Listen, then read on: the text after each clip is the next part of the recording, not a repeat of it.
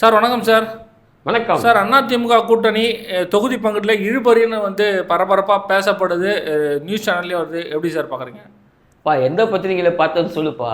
நீ பார்த்தது அந்த பத்திரிகையாக இருக்கும். ஆனால் உண்மை நிலவரம்னா அவங்க இந்த அந்த பத்திரிகையில் வந்த நியூஸ் மாதிரிலாம் கிடையாது.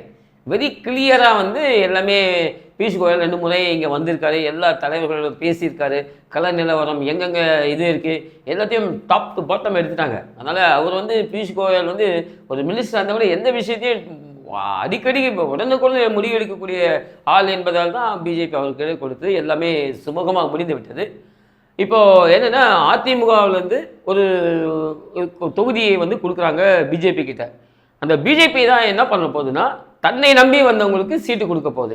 இதில் எனக்கு தெரிஞ்சு நம்ம அன்புமணி ராமதாஸ் அவர்களுக்கு அதிகப்படியான பாமகவுக்கு கிடைக்கக்கூடிய வாய்ப்புகளுக்கு 17 18 தொகுதிகள் கண்டிப்பாக அது கொடுப்பாங்க.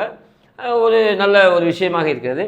அப்புறம் பார்த்திங்கன்னா டிடிவி இந்த மாதிரி இருக்காங்க. அவங்க எல்லாமே உட்காந்து பேசிப்பாங்க. இது ஒரு பிரச்சனை இல்லை. அவங்க முன்வைத்த ஒரு உதாகரமான பிரச்சனைன்னா திமுகவை தூக்கி வீட்டுக்கு அனுப்புங்க, வாரிசு அரசியலை முடியுங்க அப்படின்றதாகத்தான் இந்த பிஜேபியின் நிலைப்பாடு. அதற்காக அவர்கள் எந்த லெவலுக்கும் போக தயாராகவும் இருக்கிறார்கள் என்பது இருக்குது. அதனால் சுமூகமாக போய்கொண்டு இருக்கிறது.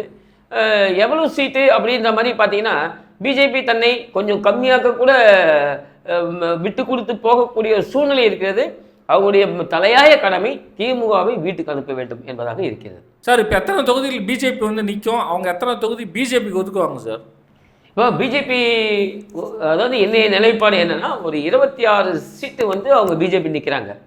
அதுக்கு அடுத்து பார்த்தீங்கன்னா இருக்கிற அந்த தொகுதி பங்கீடுல கிடைக்கிறது 26 இவங்க நின்றுட்டு மிச்ச தொகுதிகளை இவர்கள் கூட வந்தவங்க யாரும் டிடிவி, அப்புறம் மற்ற கட்சிகள் எல்லாம் ஜான் பாண்டியன், அப்புறம் பாரிவேந்தர், இப்படி எல்லாருக்கும் அவங்க தான் கொடுக்க போகிறாங்க. ஸோ அதில் சுமூகமான உடன்பாடுகள்லாம் எட்டப்பட்டு விட்டது. அது என்பது நமக்கு கிடைத்த தகவல். அதுதான் சார். இப்போ தொகுதி பங்கீட்டில் அதிமுகவில் என்ன பஞ்சாயத்துலாம் சார் வரும்? பஞ்சாயத்துலாம் உண்மையில் அவங்க கிளியராக இருக்காங்க. இப்போ என்ன ஒரு சில விஷயங்களில் இந்த தொகுதி கேட்பாங்க, இல்லை அந்த தொகுதி கேட்பாங்க, அந்த மாதிரி ஆனால் விட்டு கொடுத்து போக வேண்டும், வெற்றி ஒன்றே இலக்கு அப்படின்ற குறிக்கோளில் இந்த இது போகுது. பஞ்சாயத்தே ஒன்றுமே இல்லைங்க, வெரி சிம்பிளாக நடக்கும். எதிரணிகளே ஆச்சரியப்படக்கூடிய விஷயங்கள்லாம் இவங்க செய்வார்கள் என்பதாகத்தான் நான் புரிகிறேன். நோ பஞ்சாயத்து.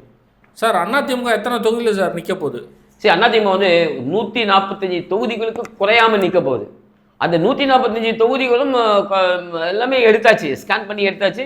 கிளியர் லீடு நம்ம எடப்பாடி என்பதாகவும் எல்லாமே வந்துச்சு. ஸோ இதுதான் 145 தொகுதி குறையாமல் நிற்கிறாங்க.